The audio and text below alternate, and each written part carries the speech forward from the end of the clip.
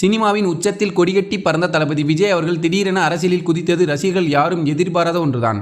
தொடர்ந்து பல ஹிட் படங்களையும் ரசிகர் மனதில் ஆழமான இடத்தையும் பிடித்து வந்த தளபதி விஜய் மென்மேலும் சினிமாவில் வளருவார் என்று எதிர்பார்த்த நிலையில் 69வது படம் தான் இறுதி படம் என்று முற்றுப்புள்ளி வைத்தார்.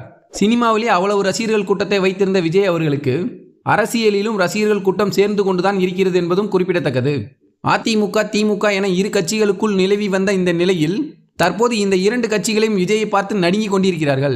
ஒருவேளை 2026 தேர்தலில் கூட்டணி போட்டால் நம்ம பாஜக ஜெயித்துவிடும் என்ற எண்ணத்தில் பாஜக விஜயிடம் எங்களுடன் கூட்டணி போடுங்கள் என்று பேச்சுவார்த்தை நடத்தி வந்ததாகவும், ஆனால் விஜய் தனி கட்சியாகத்தான் இருப்பேன் என்று மறுத்துவிட்டதாக தெரிவிக்கப்படுகிறது. தற்போது விஜய்க்கு துணை முதல்வர் வாய்ப்பு கொடுத்தால் கட்சியை விட்டுக் கொடுப்பாரா என்ற கேள்விக்கு வலைபேச்சு பிஸ்மி அளித்த பதில்தான் இப்போது வேகமாக பரவி வருகிறது. விஜய் என்பவர் பவன் கல்யாண் அல்ல, பவன் கல்யாண் தான் சேகுவாரா திரைப்படத்தை போட்டுக்கொண்டு ஆட்சிக்கு வந்துவிட்டு இப்போது சாமியார் மாதிரி அலைந்து கொண்டு இருக்கிறார் என்றும், அவர் வேண்டுமானால் பதவி மற்றும் பணத்திற்காக அவரது கொள்கையை மாற்றிக்கொள்ளலாம், ஆனால் விஜய் நிச்சயம் அவரது கொள்கையிலிருந்து விலக மாட்டார் என்றும் பத்திரிகையாளரின் கேள்விக்கு நெத்திடி பதில் கொடுத்துள்ளார் வலைபேச்சு பிஸ்மி.